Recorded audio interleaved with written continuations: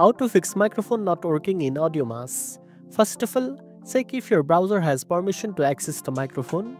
Go to your browser's address bar, click on the lock icon or site settings, and make sure microphone access is allowed for AudioMass. Next, confirm that the correct microphone device is selected. Sometimes, multiple audio input devices are connected and AudioMass might be using the wrong one. To fix this, open AudioMass, click on the recording button in the toolbar and choose the correct microphone from the device list. If the microphone still doesn't work, check your computer's sound settings. Open the sound input settings and make sure the microphone is enabled and working. You can test it there to confirm if your system detects it correctly. Another important step is to clear your browser cache and cookies. Sometimes, old data can cause conflicts with permissions or settings in web apps like AudioMass. Clearing the cache often resolves unexpected issues.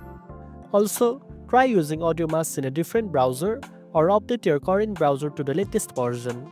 Compatibility problems can sometimes block microphone access, so using a supported and updated browser helps.